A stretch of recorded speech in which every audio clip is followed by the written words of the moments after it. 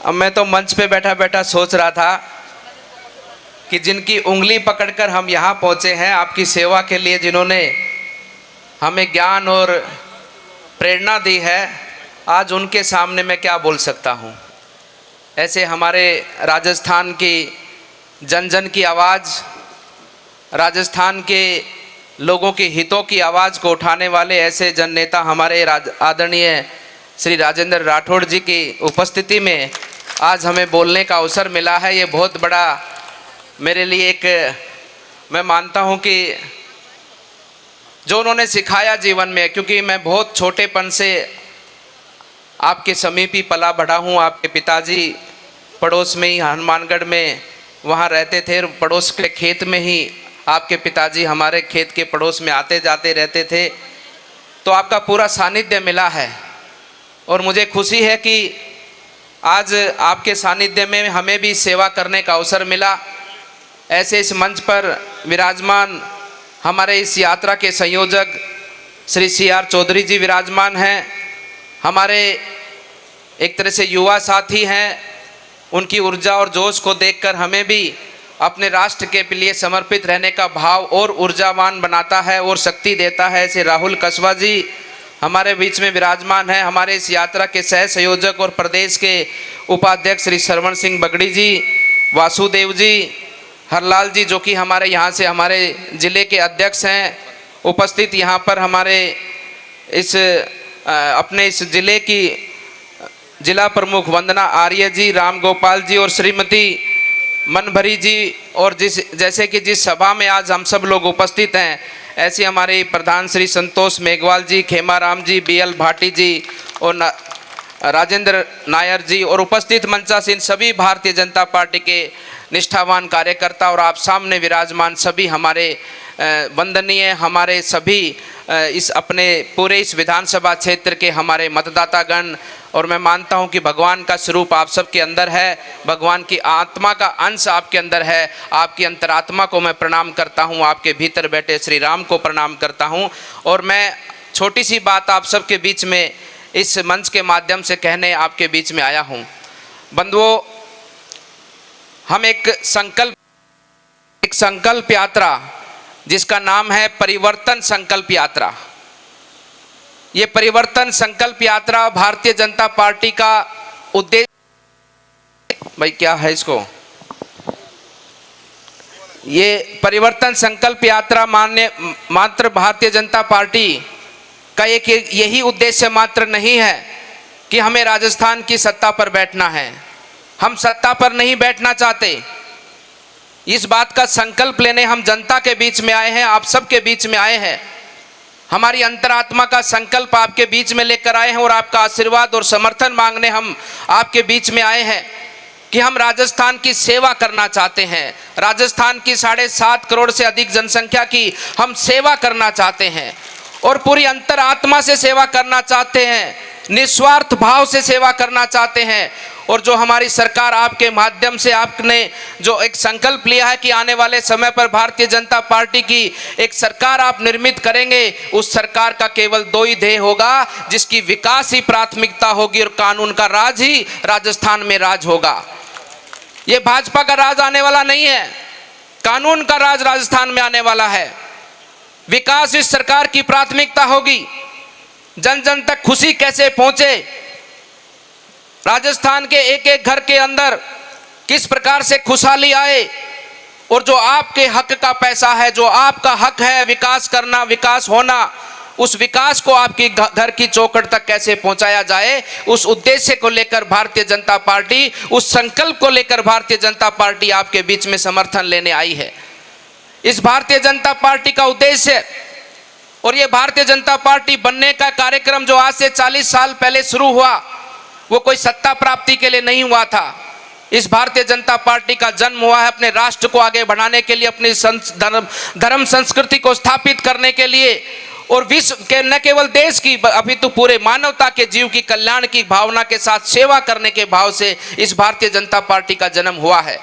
इस भारतीय जनता पार्टी का एक एक कार्यकर्ता सत्ता के लिए कभी बात नहीं करता, वो सेवा की बात करता है, अपने लोगों को सेवा पहुंचाने की बात करता है और अपने देश को आगे बढ़ाने की बात करता है। बंधुओं, वर्तमान परिस्थिति जो बदली है राजस्थान के अंदर, ये आपसे छुपी नहीं है। राजस्थान भक्ति का प्रदेश है, राजस्थान शक्ति का प्रदेश है, जिसके माध्यम से कभी भी हमारे धर्म के ऊपर जिन लोगों ने आक्रमण किया, हमारे देश के ऊपर जिन लोगों ने आक्रमण किया, उनको मुंह की खानी पड़ी है। राजस्थान के क्षत्रियों ने उनको मार कूट कर बाहर भगाया है। राजस्थान सेवा का प्रदेश है। राजस्थान अतिथि देव भव के लिए जाना जाता है पूरे विश्व भर में। लेकिन पौने 5 वर्षों से इस राजस्थान की जो दुर्गति इन असुरों ने की है, ये आप सबको से छुपी नहीं है। बंधुओं, मैं कहना चाहता हूं, जब असुर का राज होता है, चाहे कंस की राज की बात कर लो, चाहे रावण की राज की बात कर लो, चाहे जरासंध के राज के समय की बात कर लो, जब असुर गद्दी पर बैठते हैं, जो इस प्रकार से अधर्मी लोग गद्दी पर बैठते हैं, तो अधर्म का नाश होता है और धर्म का जो जिस प्रकार से आज हानि हम सबको देखने को मिली है, यही तांडव हम सबको आम देखने को मिलता है। इन अधर्मियों का राज जो राजस्थान में जब से आया, जब से संत प्रताड़ित हैं, जब से संतों की हत्या सरेआम होने को देखने को मिलती है, जनता दुखी है, जनता का शोषण हो रहा है, उसी के साथ साथ में महिलाओं माताओं का किस प्रकार से सम्मान राजस्थान के अंदर गिरा है। ऐसा वातावरण राजस्थान में बना कैसे? ये बना कैसे? क्योंकि असुर लोग गद्दी पर बैठे हैं, अधर्मी लोग गद्दी पर बैठे हैं। और वो तो मैं आपसे ही सीखा है कि जैसे खाए अन्न वैसा होता है मन, जैसी संगति में हम बैठते हैं वैसा ही हो जाता है विचार। क्योंकि इन लोगों का विचार ही तुष्टीकरण का है। इन लोगों ने सदैव तुष्टीकरण की राजनीति की, सदैव देश के लोगों को जाति बाती पर लड़ाया, धर्म के नाम पर लड़ाया। अगर कांग्रेस भला ही करना देश का चाहती तो देश में आज 77 वर्ष हो चुके हैं आजादी के। सर्वाधिक समय कांग्रेस ने प्रदेश और देश में राज किया, लेकिन क्या किया जनता के लिए, क्या किया आपके लिए? जब भी चुनाव आता है तो झूठ की दुकान खोलकर बैठ जाते हैं, क्योंकि देश की ये कांग्रेस कभी चाहती नहीं है कि देश का किसान, देश का गरीब आगे बढ़े।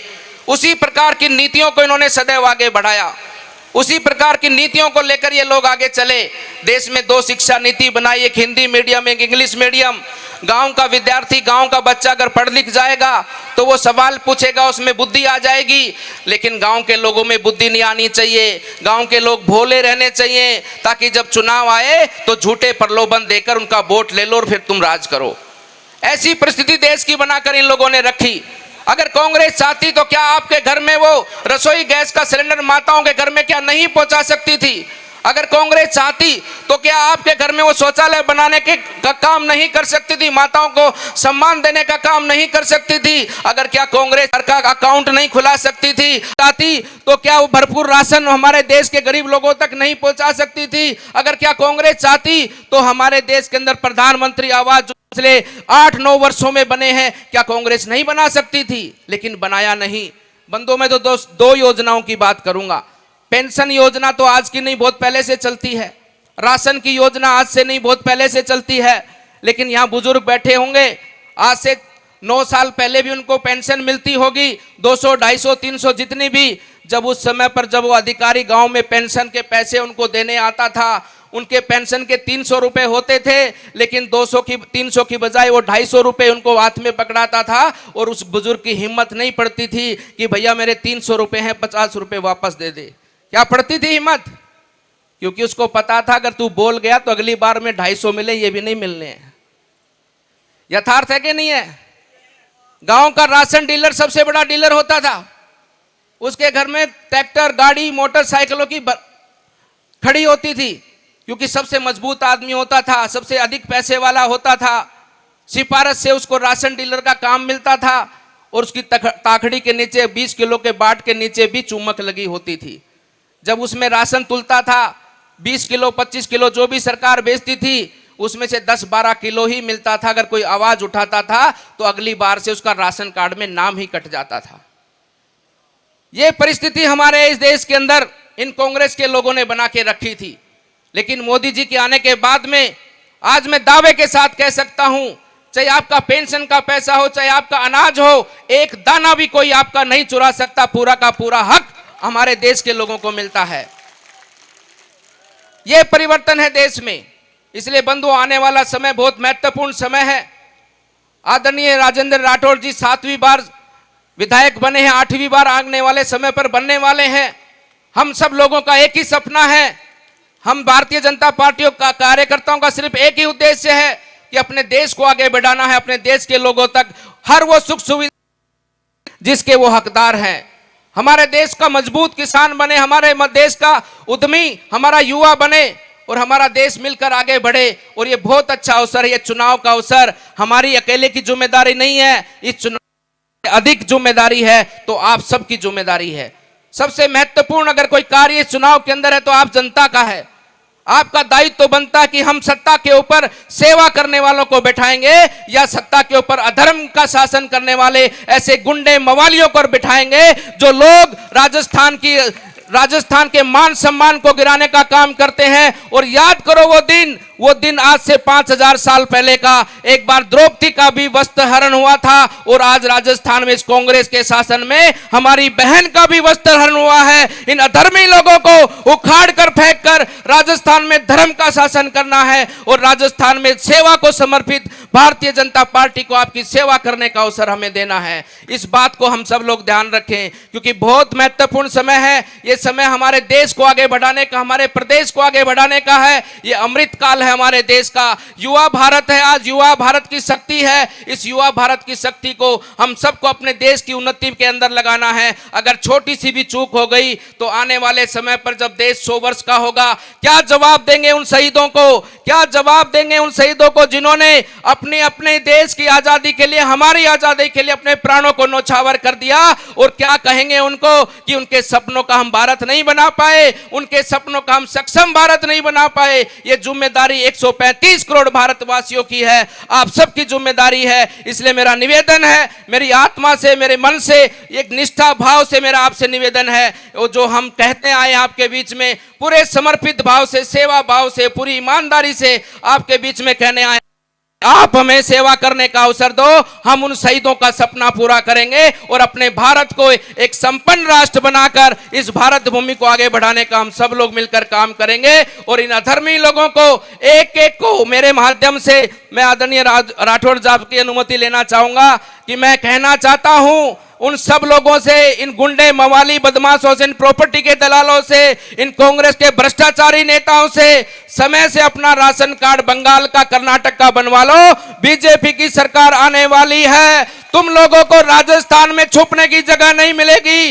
एक एक अपराधी को, जिन लोगों ने हमारी माताओं बहनों की इज्जत को सरेआम किया है, उनको एक एक को सजा दिलाकर इस राजस्थान की जनता को हम न्याय दिलाने का काम करेंगे। और जिन लोगों ने राजस्थान की जनता का पैसा खाया है, उनकी जेब से, उनके आतड़ियों से राजस्थान की हक का पैसा निकालकर उनको सजा दिलाकर उनको जेल में चक्की पिसवाने का हम काम करेंगे। आपसे यही निवेदन हम सब करने आए हैं। आप सबका मैं बहुत बहुत पुनः धन्यवाद करता हूं, अभिनंदन करता हूं। और इस विधासर की भूमि से ये संकल्प लेकर आप सबके बीच में हम सब आगे बढ़ेंगे कि हम आपकी सेवा में समर्पित रहेंगे। भारतीय जनता पार्टी का एक एक कार्यकर्ता आपकी सेवा में समर्पित रहेगा, कोई कमी नहीं की सेवा के अंदर। आपको हर वो सुख सुविधा का लाभ पहुंचाकर इस देश को, इस प्रदेश को आगे बढ़ाने का ये भारतीय जनता पार्टी का सेवा वचन देकर काम करेगा। ऐसा आशीर्वाद हम सबको प्रदान कर आप हमारी इस विद्यानगर सीट से, इस हमारे सुजानगढ़ सीट से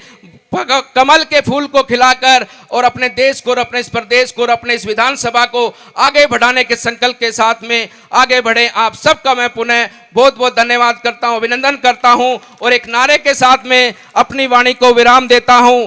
धर्म की, धर्म की, पीछे वाले भाई हाथ नहीं उठा रहे, धर्म की, धर्म की, अधर्म का, अधर्म का, प्राणियों में, प्राणियों में, विश्व का, विश्व का, और कांग्रेस का, कांग्रेस का। आप सबका धन्यवाद।